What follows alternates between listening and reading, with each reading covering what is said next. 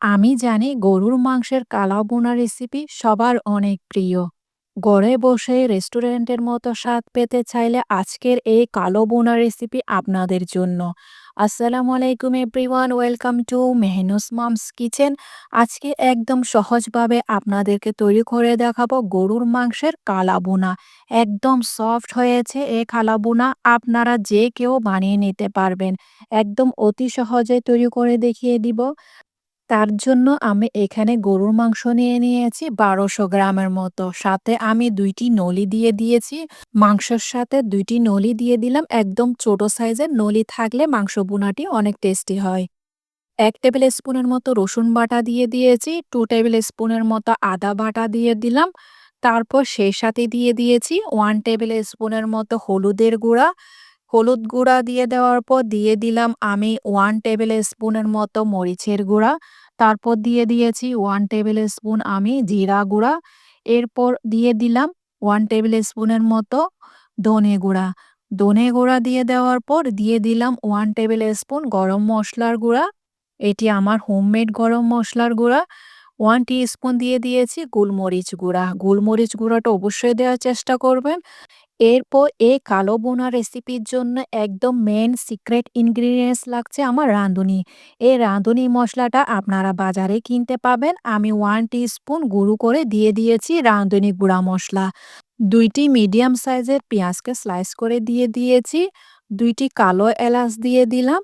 সে সাথে দিয়ে দিয়েছি ১/২ টিস্পুনের মতো গোলমরিচ। তারপর ৬ থেকে ৭ টি মতো আমি লবঙ্গ দিয়ে দিলাম। ১ ইঞ্চি মতো দারুচিনির টুকরা দিয়ে দিয়েছি। ৫ টি মতো এলাচ দিয়ে দিলাম, সবুজ এলাচ। ৩ টি মতো তেজপাতা দিয়ে দিয়েছি। সেই সাথে দিয়ে দিব ৪ থেকে ৫ টি মতো শুকনা মরিচ।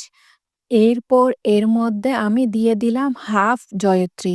জয়িত্রীর ফুলটাকে এরকম হাতের সাহায্যে একটু গুঁড়ো করে দিয়ে দিবেন। আপনাদের হাতের কাছে যদি জয়িত্রী পাউডার থাকে বা মসলা থাকে ওইটি দিয়ে দিবেন। তারপর আমি হাফ জয়ফল নিয়ে নিয়েছি। এটাও জয়ফল যদি আপনাদের গুঁড়া থাকে তাহলে গুঁড়ো পাউডারটা ইউজ করতে পারবেন।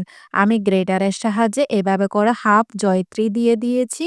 ১ টেবিল স্পুন দিয়ে দিয়েছি ভিনিগার। ভিনিগারটা অবশ্যই দিবেন মাংসকে নরম করার জন্য। ১ টেবিল স্পুন দিয়ে দিয়েছি লবণ। লবণটি আপনারা কম বা বেশি ইউজ করতে পারবেন স্বাদ মতো টেস্ট অনুযায়ী।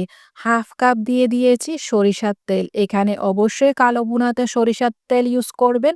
কালো ভুনা রেসিপির জন্য অন্য কোনো তেল ইউজ করা যাবে না। সরিষার তেলের মাধ্যমে কালো ভুনাটা তৈরি হয়ে যাবে।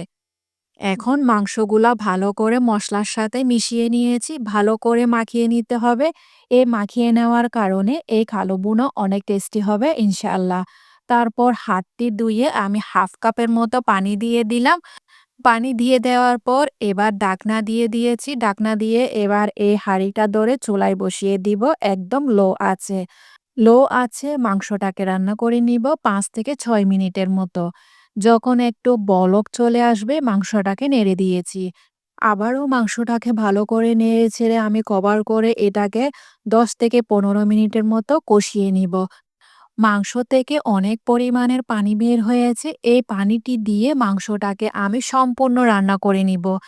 চুলার আঁচ লোতে রেখে মাংসটাকে কভার করে রান্না করে নিয়েছি যতক্ষণ না পর্যন্ত মাংসটা সেদ্ধ হয়ে গিয়েছে। মাঝের মধ্যে ঢাকনা উঠিয়ে কয়েকবার নেড়ে ছেড়ে দিয়েছি, না হলে নিচের তলানিতে মাংসটা পুড়ে যাওয়ার সম্ভাবনা থাকবে। এই পর্যায়ে আমার মাংসটা পুরোপুরি সেদ্ধ হয়ে গিয়েছে। খেয়াল রাখবেন আমি এখানে ৪০ থেকে ৪৫ মিনিট পর্যন্ত মাংসটা রান্না করে নিয়েছি। মাঝের মধ্যে কয়েকবার আমি নেড়ে ছেড়ে দিয়েছি। এভাবে করে মাংসটাকে রান্না করে নিতে হবে। তারপর চুলায় আরেকটি পাতিল বসিয়ে ৩ থেকে ৪ টেবিল স্পুনের মতো সরিষার তেল দিয়ে দিয়েছি। ৩ টি মতো রসুনকে আমি স্লাইস করে দিয়ে দিলাম। শুকনা মরিচ দিয়ে দিয়েছি ৩ থেকে ৪ টি মতো। এখানে আমি হাফ কাপ দিয়ে দিয়েছি পেঁয়াজ। পেঁয়াজের পাপড়িগুলোকে খুলে আমি বড় সাইজের করে পেঁয়াজ দিয়ে দিয়েছি। এরকম পেঁয়াজটি নিয়ে নিবেন। পেঁয়াজটি হালকা একটু সফট হয়ে আসলে সেই আমার তৈরি করে রাখা মাংসটা দিয়ে দিয়েছি। এবার মাংসটাকে আমি বাগার দিব। এই বাগার দেওয়ার কারণে কয়েক মিনিট নাড়াচাড়া করার পর মাংসটা কালো হয়ে আসবে।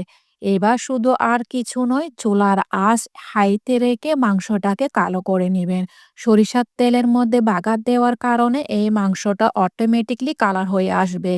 একদম চুলার আঁচ হাইতে রেখে অনবরত কন্টিনিউয়াসলি নাড়তে নাড়তে দেখবেন আপনার মাংসটা কালো হয়ে গিয়েছে।